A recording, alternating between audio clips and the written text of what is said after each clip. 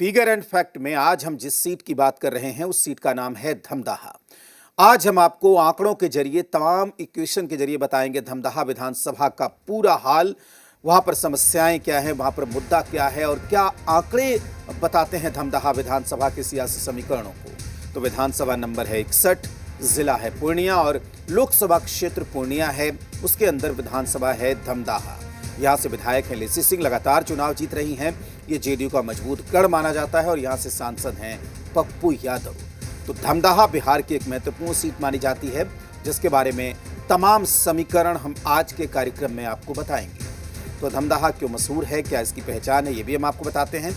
धमदाहा पूर्णिया जिले की एक महत्वपूर्ण सीट मानी जाती है और ब्रिटिश काल में ये पूर्णिया स्टेट का हिस्सा हुआ करता था।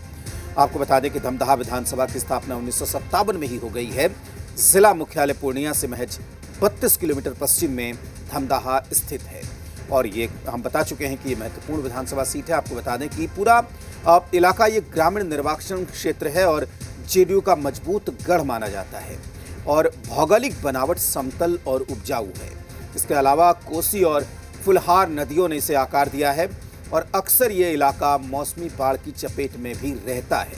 इसके अलावा आपको बता दें कि अर्थव्यवस्था यहाँ की चूँकि ग्रामीण इलाका है तो मुख्य रूप से कृषि पर आधारित है। यहाँ धान, मक्का, गेहूं और जूट की अच्छी फसल होती है। तो ग्रामीण इलाका है, रोजगार के लिए पलायन करना पड़ता है और कई जगहों पर हमने देखा है कि अब बाढ़ की भी समस्या इलाके में रहती है। अब आपको बताते हैं चुनावी इतिहास के बारे में कि धमदाहा में किस तरीके के सियासी इक्वेशन रहे हैं, राजनीतिक लड़ाई इस सीट पर किस तरीके से देखने को मिलती है। धमदाहा के चुनावी इतिहास की अगर बात करें तो यहाँ पर हमने पहले ही बताया कि ये जेडीयू का मजबूत गढ़ है। 2010 के चुनाव में लेसी सिंह ने जीत दर्ज की जेडीयू से। 2015 में भी लेसी सिंह ने जेडीयू से ही जीत दर्ज की।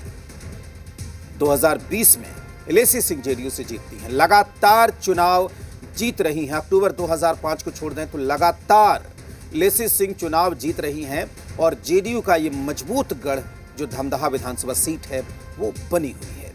अब आपको हम बताते हैं 2020 यानी कि पिछला विधानसभा चुनाव जब हुआ था तो उसका नतीजा क्या रहा था, कितने वोट पड़े थे, वोटिंग का पैटर्न क्या रहा था, वो आपको बताते हैं। जेडीयू उम्मीदवार लेसी सिंह को कुल वोट मिले थे 97,057 और उनके जो रनर थे यानी कि दूसरे नंबर पर जो उम्मीदवार रहे थे वो थे दिलीप कुमार यादव, जिन्हें कुल वोट मिले थे, आरजेडी से वो चुनाव लड़ रहे थे 63,463 और हार जीत का अंतर था बड़ा अंतर 33,594 यानी कि 2020 के चुनाव में जब जेडीयू का काफी आधार सिमट रहा था, ऐसे में जेडीयू धमदाहा की सीट बड़े अंतर से जीतती है। तो आप समझ सकते हैं कि धमदाहा में जेडीयू का किला कितना मजबूत है। 33,594 वोटों से धमदाहा सीट जेडीयू ने जीता था। अब आपको बताते हैं लोकसभा चुनाव का नतीजा क्या रहा था। तो पूर्णिया ऐसी सीट जहां से निर्दलीय पप्पू यादव ने जीत दर्ज की थी। संतोष कुमार जेडीयू से चुनाव लड़ रहे थे, उन्हें 1,03,476 वोट मिले धमदाहा इलाके में और ये कुल मतों का 50.28% था। जबकि निर्दलीय उम्मीदवार राजेश रंजन उर्फ पप्पू यादव को यहाँ पर 88,021 वोट मिले। वो निर्दलीय चुनावी मैदान में थे और ये कुल पड़े मतों का 42.77% था। तो एक रोमांचक लड़ाई थी, लेकिन यहाँ भी एनडीए ने बड़े अंतर से लीड किया था 2024 के लोकसभा चुनाव में। तो इससे आप समझ सकते हैं इन आंकड़ों के जरिए कि ये सीट किस तरीके से एनडीए की जेडीयू की मजबूत गढ़ मानी जाती है। अब आपको बताते हैं इलाके का मुद्दा कि जब कैंडिडेट वहां पर पहुंचेंगे, राजनीतिक पार्टियों के नुमाइंदे वहां पर पहुंचेंगे तो क्या मुद्दे रहेंगे। सबसे बड़ा मुद्दा पलायन रोकने की रहेगा और पलायन की बात यहां पर होती है, बेरोजगारी की बात यहां पर होती है, क्योंकि ग्रामीण इलाका है, पलायन करते हैं लोग, रोजगार के लिए ही करते हैं और बेहतर शिक्षा की व्यवस्था हो, खासकर उच्च शिक्षा की व्यवस्था हो, ये भी लोग चाहते हैं। स्वास्थ्य सेवाओं में सुधार हो, प्राथमिक स्वास्थ्य केंद्र है, अस्पताल है, लेकिन वहाँ पर डॉक्टर, दवाई की कमी होती है, तो इसमें सुधार हो, ये भी लोग चाहते हैं। और एक और मुद्दा है भ्रष्टाचार का, जिसकी चर्चा चल रही है। तो ये सारे मुद्दे चुनाव में जो उम्मीदवार होंगे उनको देखने सुनने को मिल सकता है। आपको बताते हैं कि इलाके में समस्याएं क्या हैं। धमदाहा विधानसभा सीट में, पूर्णिया जिले की धमदाहा सीट बिहार की एक महत्वपूर्ण सीट, वहाँ पर क्या समस्या है। पलायन एक बड़ी समस्या है, इसके अलावा बेरोजगारी की समस्या है, बाढ़ की समस्या है और जाम की समस्या कई जगहों पर देखने को मिलती है। खासकर ग्रामीण इलाकों में कई जगह पर जल जमाव भी होता है। सरकारी विभागों की मनमानी, ये यहाँ पर एक बड़ी समस्या है। आपको बता दें कि लोग काम कराने के लिए जब सरकारी दफ्तर में जाते हैं तो उन्हें वहाँ पर काफ़ी दिक्कतों का सामना करना पड़ता है। बेहतर शिक्षा व्यवस्था नहीं है और अस्पताल में चिकित्सकों की भारी कमी यहाँ पर देखने को मिलती है। तो ये इतनी सारी समस्याएं हैं जिसकी चर्चा धमदाहा को लेकर होती है। तो धमदाहा में आप कह सकते हैं कि विकास के काम भी हुए हैं, लेकिन एक नहीं, कई सारी समस्याएं हैं। तो धमदाहा विधानसभा क्षेत्र की समस्या और समीकरण को समझने के लिए हमने वहां के वोटरों से बात की। ये इलाका जेडीयू का मजबूत गढ़ है। यहाँ के विधायक लेसी सिंह राज्य सरकार में मंत्री हैं, लिहाजा यहाँ विकास के कई कार्य हुए हैं। लोग एक तरफ समस्याएं गिनाते हैं तो दूसरी तरफ कामकाज से संतुष्ट भी नजर आते हैं। हालांकि ग्रामीण इलाका होने की वजह से रोजगार, खेती की समस्या और पलायन की मुसीबत लोगों को झेलनी पड़ रही है। सुनिए धमदाहा के विकास की कहानी इलाके के लोगों की जुबानी। पॉलिटिकल डिस्कोर्स बदल चुका है, मुद्दा के आधारित की राजनीति होगी। वही समस्याएं जो बिहार में हर जगह है वही धमदाहा में भी है। वही पलायन की समस्या है, वही शिक्षा की समस्या है, वही स्वास्थ्य की समस्या है, वही रोजगार की समस्या है। और पलायन एक बहुत बड़ा मुद्दा है। आपने धमदाहा में विगत के दिनों में देखा होगा कि ऐसी कई घटनाएं हुए। कुकरौन में घटना हुई कि माता पिता का लाश 2-3 दिन रखा रहा, बच्चे आंध्रा में थे, वहाँ से आए। वर्तमान जो विधायक हैं या उसको कई बिहार सरकार के मंत्री, तो उनको आज तक की समस्या के निदान के लिए कहीं नहीं कि बस स्टैंड बना दें, टेम्पो स्टैंड बना दें या टोटो स्टैंड बना दें। ये हटिया जो मार्केट आम पब्लिक को 1-1 घंटा एम्बुलेंस को खड़ा होना पड़ जाता है। तो ये समस्या एक सबसे बड़ी समस्या है। दूसरी समस्या है भ्रष्टाचार। बहुत 266 रुपया का यूरिया है और जो है वो 350 से लेकर के 400 तक में खरीदना पड़ रहा है। जन वितरण की दुकान पर जब हम लोग जाते हैं या हमारे गांव से जो भी लोग जाते हैं या हम भी जाते हैं, तो कोई भी जब जाता है तो उसको 5 किलो प्रति यूनिट देने की बात होती है, वहाँ 4 किलो दिया जाता है। ये सब एक बहुत बड़ी एक मुद्दा है। उसके बाद वहाँ जो है मोटेशन के नाम पर पैसा लिया जाता है, जिससे कि आम लोग बहुत परेशान हैं। अंचल में जाइएगा तो परेशानी, कर्मचारी के पास जाइए तब परेशानी। इंदिरा आवास में 20,000 रुपया लिया जाता है। आज एक बच्चे पर 2500 रुपया अमूमन खर्चा होता है सरकार का पढ़ाई में, वो खिचड़ी से लेके पढ़ाई तक का, टीचर तक का। लेकिन बच्चा क्या है, खिचड़ी खाता है और घर जाता है, पढ़ाई तो कुछ नहीं हो रहा है। ये भली भांति आप लोग पत्रकार बंधु हैं, समझ सकते हैं। तो पढ़ाई नहीं हो रही है, दवाई नहीं हो रहा है। स्वास्थ्य केंद्र तो बन गया लेकिन स्वास्थ्य केंद्र में डॉक्टर नहीं है। तो रोड हमारा थोड़ा परेशानी में फंसा हुआ है। कुछ रोड में पानी लग रहा है, नाला का दिक्कत है। देखिए धमदाहा में लगभग विकास हो चुका है। जैसे रोड सारे बन गए हैं, पुल की जितना सारे बन गए हैं, और बिजली की समस्या खत्म हो गए हैं, शिक्षा की समस्या खत्म हो गए हैं, और स्वास्थ्य की समस्या खत्म हो गए हैं। और जितना भी है ये लेसी सिंह हमारी विधायिका हैं और ये 100% काम करती है। जो हल्का पल्का 1% बचा है वो कर ही रही है, पूरा कर रही है। रोजगार का क्या? रोजगार तो चौपटे है, रोजगार तो कुछ है ही नहीं बिहार में। रोजगार बिहार में है ही नहीं, बेरोजगार है युवक सब। प्लान कर रहा है, सब प्लान कर रहा है। रोड, नाला, पुल, पुलिया सब पूरा 100% विकास कर चुकी है। किसी आदमी को कोई बात का शिकायत नहीं। मतलब इस बार भी? हाँ, इस बार भी मैडम का हुई। तो आज जिस विधानसभा सीट की हम बात कर रहे हैं उसका नाम है धमदाहा विधानसभा।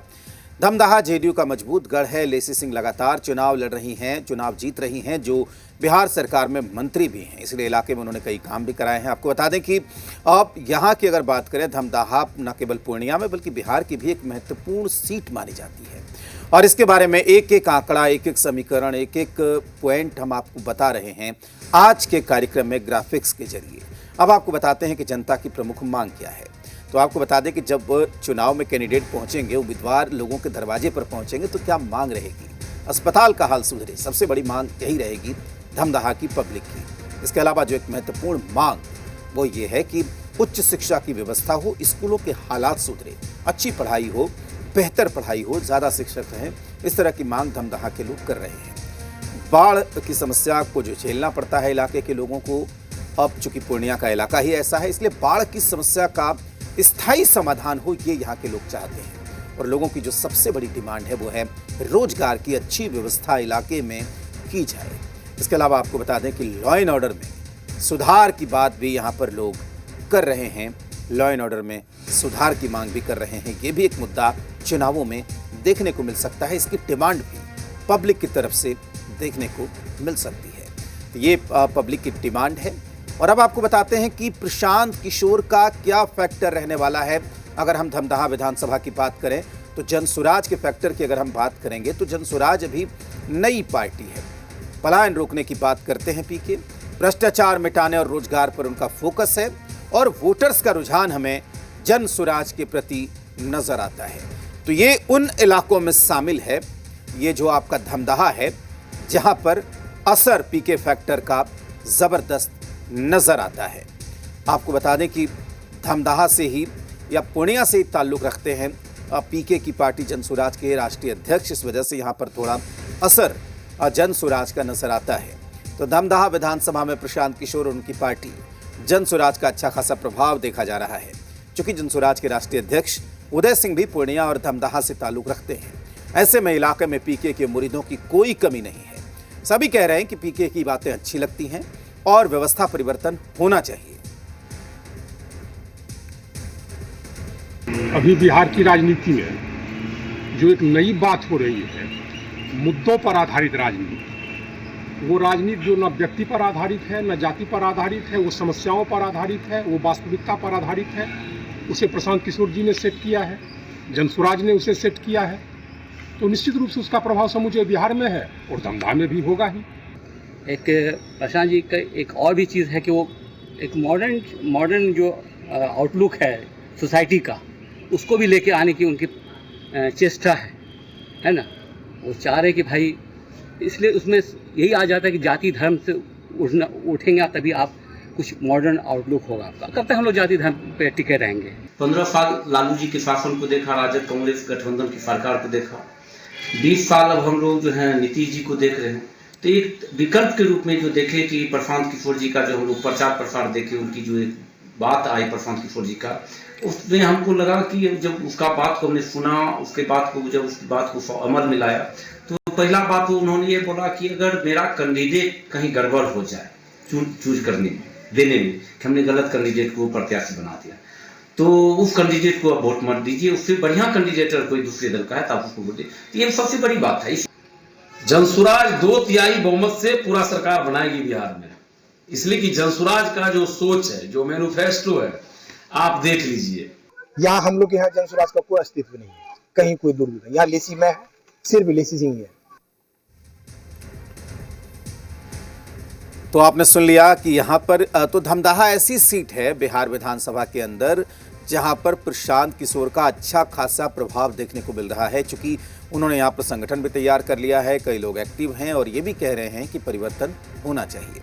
आपको बता दें कि धमदाहा विधानसभा की राजनीति को अच्छी तरीके से समझने वाले नवल यादव भी मानते हैं कि धमदाहा में प्रशांत किशोर और उनके जनसुराज का असर तो है, लेकिन ये कितना प्रभावी होगा इसके लिए हमें थोड़ा इंतजार करना पड़ेगा। उन्होंने कहा कि प्रशांत किशोर बयान तो बेहतर दे रहे हैं, लेकिन जनता कितना पसंद करेगी ये बाद में पता चलेगा। देखिए, अभी नई पार्टी बनाए हैं और अभी तो वो प्रचार के दौर में है, अपने संगठन के दौर में है, और उनकी तो ना कोई पूर्व से संगठन था, न कोई पार्टी थी। तो गर्भगिरी से जब धरातल पर आए हैं, अब उनकी मेहनत, उनके पार्टी का मेहनत, उनके कार्यकर्ताओं का परिश्रम किस तरह का रहेगा इसके बारे में तो अभी कहा नहीं जा सकता है। और ये तो लोकतंत्र है, हर लोग इस बात को समझते हैं कि मुझे क्या करना चाहिए। चूंकि प्रभाव तो किसी व्यक्ति का पड़ता ही है, और कितना प्रभाव पड़ेगा ये तो समय बता सकता है कि कितने प्रभाव उस समय होगा। और जब वो राष्ट्रीय अध्यक्ष है तो व्यक्तिगत थोड़े सा है कि मामले पर प्रभाव पड़ेगा, पूरे बिहार पर भी प्रभाव पड़ सकता है। तो इस तरह की बातें दिखाई दे रहा है। तो आज हम आपको दिखा रहे हैं धमदाहा विधानसभा का फिगर एंड फैक्ट। आंकड़ों के जरिए हम धमदाहा विधानसभा की पड़ताल कर रहे हैं, उसका सियासी इतिहास और वोटिंग पैटर्न आज हम आपको बता रहे हैं। अब आपको बताते हैं वोटर्स का आंकड़ा धमदाहा विधानसभा में क्या है। यहाँ पर जो कुल मतदाता हैं वो हैं 3,15,550 और इसमें पुरुष मतदाताओं की संख्या है 1,62,000 865। इसमें महिला मतदाताओं की संख्या है 1,52,578। आप इसे एक बड़ी विधानसभा कह सकते हैं।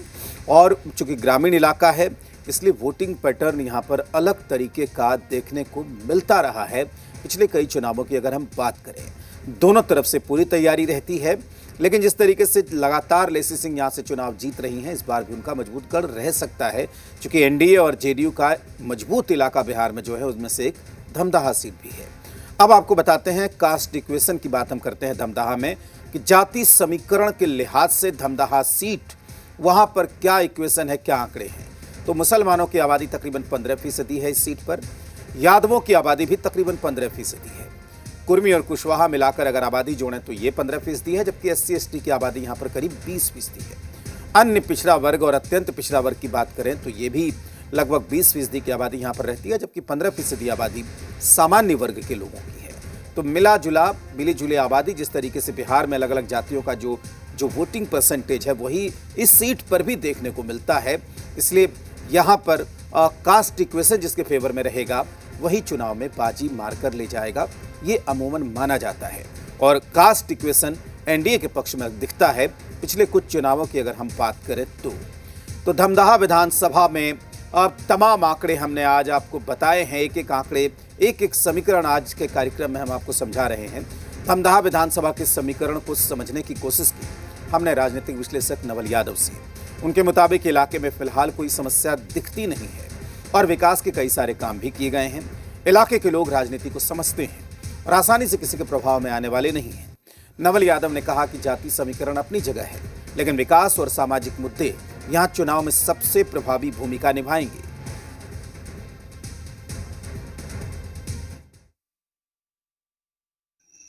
धमदाहा विधानसभा पर समीकरण तो करीब करीब पूरे बिहार में लोग जान रहे हैं और जो कुछ है सबके सामने में है।